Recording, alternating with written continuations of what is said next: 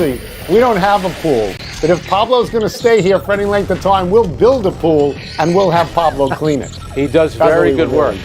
He puts that education to good use. Great. Yeah. Hi, I have a degree from Harvard, and I'm cleaning Tony's pool. Welcome to PTI, boys and girls. Wilbon is now 1 for 4 this week, as I'm joined by our great friend, Mr. Frank Iso. Wow, cheering in D.C., not bad.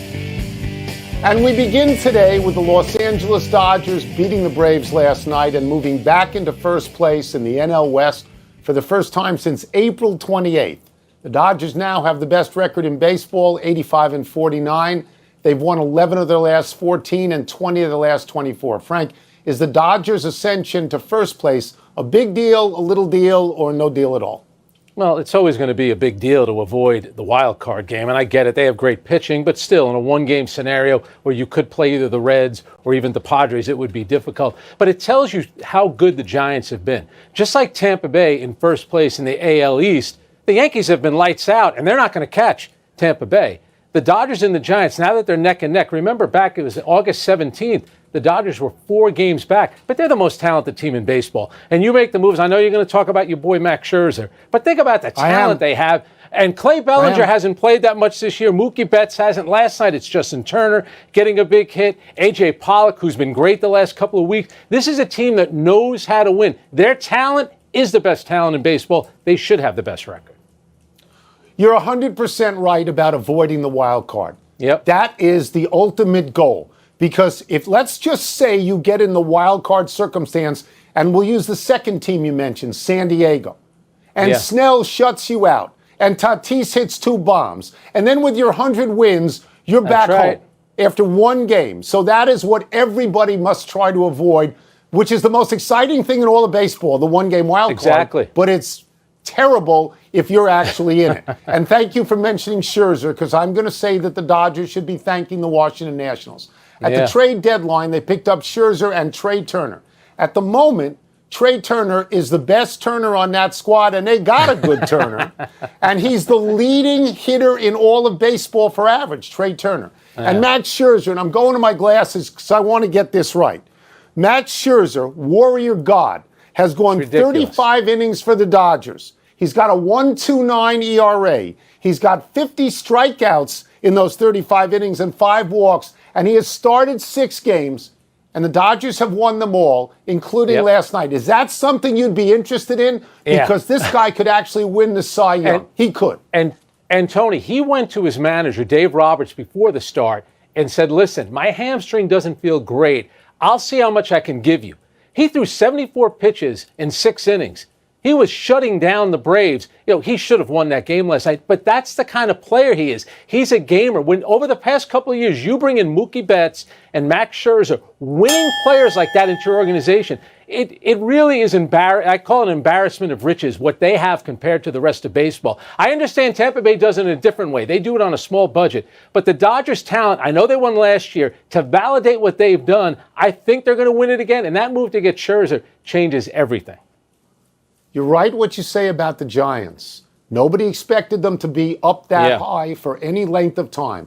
And lately they're sinking, obviously. 4 in a row they've lost, 5 of 6, 7 of 13. But they've had a great season. They're up against a freight train. Do not loiter too long on those tracks, because the Dodgers are coming through. Yeah, that's right. And they got 3 games this weekend up in San Francisco. Well, speaking of the Bay Area, Ben Simmons, he's still a Sixer, and he may be less likely to end up a Warrior. Monty Poole of NBC Sports reports that some Golden State executives are concerned that pairing him on the floor with Draymond Green could leave the team's offense with too many non-shooters. Is this a valid concern, Tony? Basketball is your area more than mine, but when I first heard about this, I thought that those two could play together. I didn't think that the repetition was terrible because of what they both do well. They both defend, they both pass. You know, they understand the court, okay? So I didn't think it was a basketball problem. Plus, you've got Curry and Thompson, who are shooters. And I think, Frank, that wherever Simmons goes, just leaving Philadelphia will make him a better shooter. And those 2 guys together get a lot of garbage points. Where I would be concerned is in terms of personality. Draymond Green is very difficult to play with. That thing that happened with Kevin Durant years back, we are still talking about it. Draymond Green will go up to you, get in your face, and yell at you the way Tom Brady does. And I don't know Ben Simmons. I don't know if he's the kind of guy that can thrive in that circumstance. Yeah. Honestly, I think you were paying attention all those years going to camp with Larry Brown, because I think you nailed every point that needs to be nailed in this one.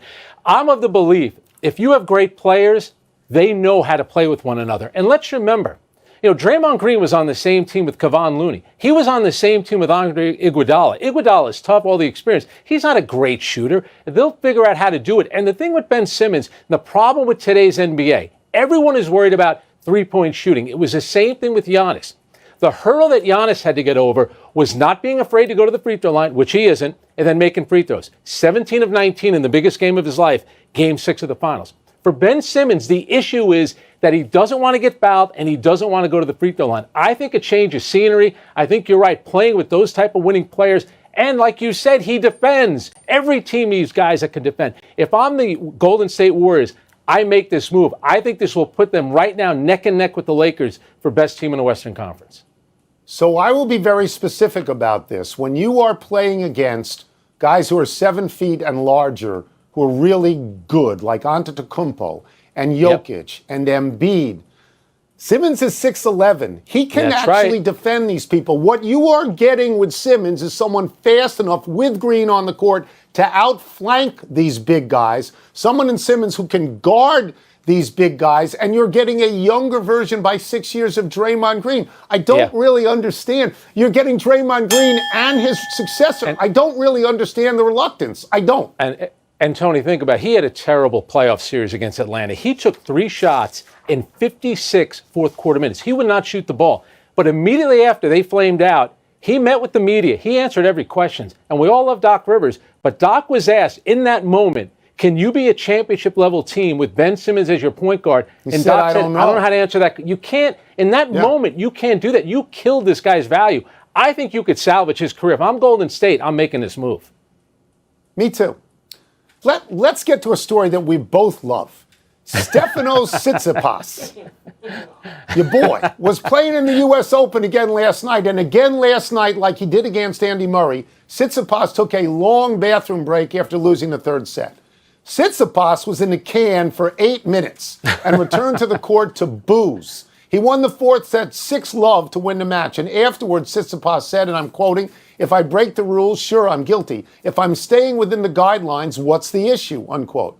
Frank, the rule book specifies a reasonable amount of time for a bathroom break. So should people have a problem with Tsitsipas or the rule book? It seems like the most famous bathroom break since Michael Corleone in The Godfather. It is within the rules. And up in Astoria, Queens, one of the largest Greek communities in the country, which is a stone's throw away from Flushing, they love every minute of it. It's gamesmanship. And sometimes this is actually fun in sports. I'm sure for Andy Murray didn't like it because he said he got stiff waiting all that time. But what are they supposed to do? Some players will change right there on the court. That's why they see the size of the bags that they bring out to the court. I understand how the players are upset, but it's the rule, and he admits he's taking advantage of the rule. He really didn't say, I needed to take the break. He kind of wanted to take a break, change the rules. Okay. If I'm playing against this guy, I hate him and I want to kill him. He goes to the bathroom on a whim. There's strategy to it, but it's basically on a whim whenever he wants to go to the bathroom. He spends a lot of time in there. Let me get this right. Everybody has to wait for this guy. He's there for almost 10 minutes. Everybody has to wait for this guy. And then he comes back and he says, I'm refreshed. That's his word, refreshed. Refreshed. This is tennis. It's not a spa. Let's go to some other sports here. Let's go to golf. Did you ever see Rory McIlroy mark his ball on the green and say, I'll be back, I'm going to the bathroom before I putt? Did you ever see Clayton Kershaw, let's say at a 2-2 count, say, I've got to go to the bathroom, and then I'll be back, and I'll give you maybe a curveball? Did the game ever stop so that Tom Brady could refresh his wardrobe? This is not what happens in sports. What this guy is doing is unbelievably annoying to me, and if it's not against the rules, it should be against the rules. Yeah, I think you're advocating for a porta potty maybe they put on the tennis court. By the way, this match last night should not have been played. Your old stomping grounds, we got unbelievable rain here. And I know that they have a roof, But they were more worried. They were more concerned about the fans and playing the tennis that night. Fans had to get home. The subways were shut down. The roads were. It was irresponsible to play this tennis match last night. Bad job by the USTA. Yeah, I mean, I wasn't there and I don't know anything about that. And just to the issue of Tsitsipas, going to the bathroom should be something that has biological urgency. It shouldn't be so that you change your wardrobe. That's just not how it works. I know. It feels like he's bending cheating. the rules. It feels that way. Let's take a is. break, but coming up, it is a big night in college football. Could Minnesota shock Ohio State? And is the home that Raiders... It's mail time where you saddle us with your issues. Let me see what's first. Mail time! Could you see Minnesota testing number 4 Ohio State tonight? All right, so big night in college football. 15 games. Should have been 16. Rutgers Temple got moved to Saturday because of the flooding in New Jersey. Ohio State, now the guy that normally sits in this chair, your buddy Michael Wilbon, he's not going to want to hear this, but Ohio State is the SEC of the Big Ten. They're just so much better than everybody else. They've won 11 straight over Minnesota. They're a 14-point favorite. They are not going down. Ryan Day has done a terrific job. That is still the power. Good luck to Minnesota because they're going to need it tonight. Can I make the case for Minnesota? Because the Go right case ahead. goes like this. Okay, so in Minnesota, they were 11-2 a couple of years ago. Yeah. And they have beat the Auburn. same quarterback back. And if I get his name, I'm going to feel really happy. Tanner Morgan, I believe it is. He's 18-8 as a starter. They got the same offensive line. They return a running back, Muhammad Ibrahim, who's number 2 in the country last year, and he's at home. And Ohio State doesn't have Justin Fields because he's playing with the Bears. And they've only got 11 of 22 returning starters. That is the case that you make for Minnesota. But Ohio State, under Ryan Day, is 15-0 in the Big Ten. The only time they lose is in the national playoffs. Exactly. And they win all their... The last time they lost an opener, I believe, was 1999. So, Against Miami. yeah, I mean, I could... If I sit here for 30 more seconds, I'll have them a 30-point favorite. Because they're Ohio State, right? They've won 27 of 28 against Minnesota. And you're right, Minnesota struggled last year in a COVID season. 11-2 the year before. They did beat Auburn in a New Year's Day bowl. In a bowl game. That's great, but in a bowl game. It's Ohio State. I agree with you. Nailed this! Admit it. Mark Davis's new house looks kind of cool. I'm not so sure about that. I think it's quaint if you're a villain in a James Bond movie. Have you seen this thing? I guess the architect is incorporating the practice facility as well as the stadium that they play in Las Vegas. I don't know, Tony. This isn't a Victorian with a wraparound porch. It's a little bit different. I'm not crazy about this one. It looks like Vegas. So I'm not crazy about it. I didn't know anything about this when it was suggested to me that we were going to talk about the house. And so I read the stories that were sent to me about it. And you're right. Some people say it looks like the Raiders' practice facility. And then some people say it also looks like the Raiders' new stadium in Las Vegas. It's obviously pretty big. In the stories, It said that they were quoting Las Vegas architects. And one guy said it was masculine, and one guy said it was futuristic, and one guy said it was aggressive, and somebody else said it was macho. That's what they called it. I would call it hideous. That's just me. I would call it gaudy, and I would call it ruins the neighborhood. But I was an English major, right? I wasn't an architecture major. Andrew Luck, I believe, was actually an architecture major, and we ought to ask him. What it reminds me of, Frank, is the spaceship that lands in Close Encounters of the Third Kind that takes away Richard Dreyfuss, and maybe it's coming back to take away Mark Davis. Maybe, because I can't even, he is quoted as saying, I'm going to live in this place the rest of my life. I don't know how you can live in it for a day. I know. I don't know how. Well, and you were worried when your neighbor moved in and they put on a pink flamingo on their lawn. How about moving next door to this guy with that ugly house? Terrible. Wow. We've had enough of your issues. Let's take one last break. Still to come. After losing Texas and Oklahoma, the Big 12 reportedly has its wish list together. And will the U.S. men's... Since 1952, C.J. Stroud is ready, but is this paddle ready? Let's go.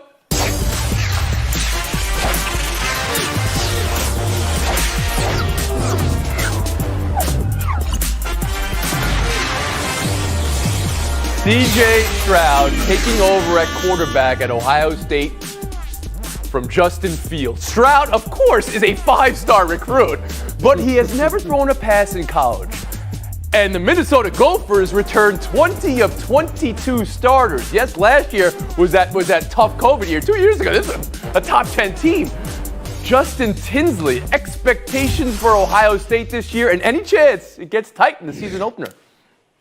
You know, I was thinking about this on the drive over here. I'm really excited for the night. It's the return of college football, and Drake drops an album at midnight. I don't know which one I'm more excited for. So now with Ohio State, you know, look, man, they've won 21 straight season openers. They're 16-0 in the Big Ten under Ryan Day. But it's not every day we see a trap game in week one. I fully expect Ohio State to win, but you can't count Minnesota out. Now, it reminds me of an age-old golden rule in college football. If you're going to lose, do it before Labor Day. All right, but you're already talking about L. You're already talking. I mean, a trap game. Can you have a trap game week one, Ramona Shelford? Yes. I mean, that's how this goes. And by the way, it's a tough game this week. And September, coming up, they have Oregon coming to town. So this doesn't get any easier. And he hasn't thrown a touchdown. He hasn't thrown a pass in college. That's a story for every college quarterback at some point because they have new quarterbacks all the time. But Ryan Day has been grilling him, and that he made his reputation as a quarterback whisperer, and he's really confident in him. He's got a good O-line with he's got some good receivers there. So I think he's set up for a good debut here. But we're gonna find out real quick. Bob Ryan, you got Minnesota here on the road, and you got Oregon coming. Do you up. believe this could be a trap game for Ohio State to start the season? You'd have to find a. I get the concept, I think, but the word is being misused. Of course, it's not a trap game. It's a perilous game. It's a dangerous game. It's a game that you have to have respect for the opponent. PJ Fleck has proven himself to be a very good quality coach. Now, as far as having 20 or 22 starters back, sometimes that's not a good thing, But they didn't have that great a year last year, as opposed to the year they had in 2019 when they were very, very, very good. But let's be honest, folks. Ohio State's a 2-touchdown favorite. The smart guys aren't worried about this game. And June Lee. I really want to get Bob's take on the new Drake album, but I'm curious to see whether or not Ryan Day. We've seen this line of quarterbacks at Ohio State that Ryan Day has helped develop, from Braxton Miller to J.T. Barrett to Cardell Jones to Justin Fields, and I'm curious to see whether or not we're going to see the next Ohio State quarterback star there. Stroud was a 3-star prospect entering his senior year of high school and proved to become a 5-star prospect. I'm curious to see whether or not that development continues and whether or not he's going to be able to kind of continue this line of really strong collegiate Ohio State quarterbacks. Bob, back in. June, were you talking about Alfred Drake, the original lead in Oklahoma? The certified lover boy. All right, give me the game right here tonight. Ohio State, are they going to pull off this trap? Justin, you were leaning. Are you really prepared to go Ohio State L week one? Go ahead, Justin. No, I think Ohio State's going to win. Well, that should have been brought to our attention earlier, Justin and Ramona, June, Bob. You all have Ohio State. Okay, we'll move on. Yeah. The New York Mets, 0 days without an incident at this facility. The drunk driving arrest by the Yankees.